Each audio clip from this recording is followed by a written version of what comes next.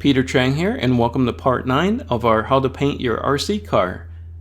And we're still going to use the LCAD Chrome 2 for Lexan paint, and I'm going to pour this into my Iwata HPCH airbrush. It's part of the Highline series. It's got a MAC valve, and it's also has a smaller nozzle. It's got a 0.3mm nozzle, so the BCS I was painting had the 0.5mm nozzle. The LCAD 2 for Lexan Chrome paint also sprays through the HPCH as well. So this is the reason why I'm using this is that with this airbrush I get more detail, more control as well too. So it's great for detailing work, and it's going to work wonders with this as well too. I'm just going to hold it here for a second. I got the airbrush all set up, so I have my Iwata cleaning station there, and I just want to point out to you that the cleaning station is great. So if I get clogs, I could actually just change the MAC valve to a higher pressure and then spray straight into the cleaning station as well too. So let me just agitate the Chrome 2 for Lexan paint in here so that it would sit a little bit better. And I'm just going to go ahead and do initial spray of my design here. And I actually have a little too much air pressure, and I'm just going to regulate this a little bit more. So I'm actually spraying a little too hard, and I'm just going to set a limiter on here too. This is what I love about this airbrush too, is that if you're just beginning as well, or if you're a pro user and you get a little tired, sometimes you might pull the trigger back a little too far, you could always just limit the amount of paint on the trigger. Most pros claim that they don't use that part. They actually pull off the whole part of the back of the airbrush. Some pros leave it on. I like it so that like when I mess up, I could just kind of be lazy that day and just say, okay, I'm just going to limit how much paint is going to be coming out from my airbrush, and that's the max I could pull it back.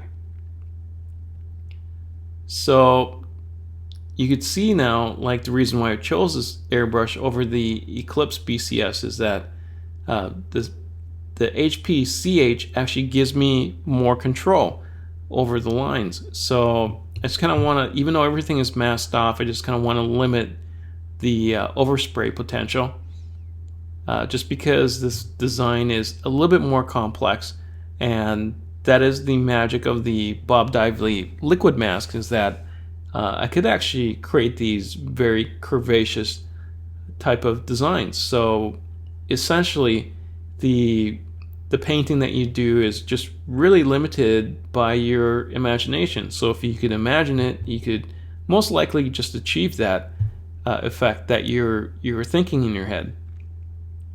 So once again, all the rules for painting with the LCAD Chrome for Lexan 2 apply.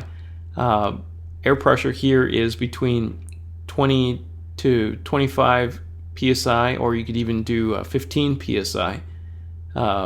You don't need to thin out the LCAD Chrome 2 for Lexan. It's thin enough to spray through. Also, I highly recommend using a respirator. You should always have a respirator whenever you're painting any kind of metallic type of paints, or just any kind of paints in general. Just your safety is the most important thing.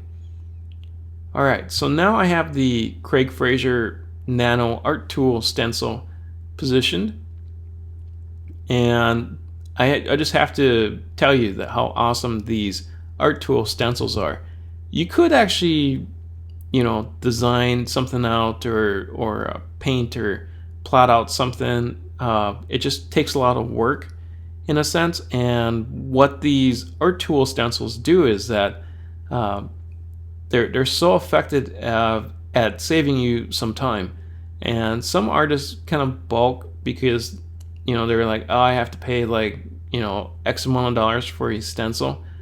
However, it's it's such a time saver, and you're going to be able to paint so many more things when you do use a stencil that your clients are just going to love you. You're going to be under budget and on time with painting with stencils. And also, I find that it is hard creating a stencil at this size. It's just a smaller size, so I just kind of just lift it up so that in case I make a mistake, I can just go back and just repaint again. In this case, I didn't apply enough of the Alcad 2 paint, so I could just go back and just repaint that. So before you tear off the stencil, just lift it up to check it. And you notice I just have a piece of Scotch tape just kind of holding that stencil in place. And it's just that easy. So I'm just turning it over here, and we could just check out this design. Everything is looking good, and the design is very well detailed and nicely painted in. The next art tool stencil I'm going to use is the Deborah Moynihan Little Girly stencil, and this stencil is more of a pinup stencil, and same principles as the Craig Fraser Art Tool stencil. Once again, this is also one of Art Tool's Nano line of stencils, and we see that I'm just using a section of this. So this is just from that Pinup 1 template, and once again, so once I get that positioned, and I'm just going to just double check that I have this positioned, and I'm going to go ahead and just grab my airbrush so I could just paint that down. So also the other thing you need to know is that as you're positioning, it's really easy for you to get your fingerprints onto the Lexan, and that's also something you want to try to avoid. But once again, I'm just going to go ahead and just go with using my HPCH airbrush, and just go ahead and just paint on this design on here. And it looks awesome.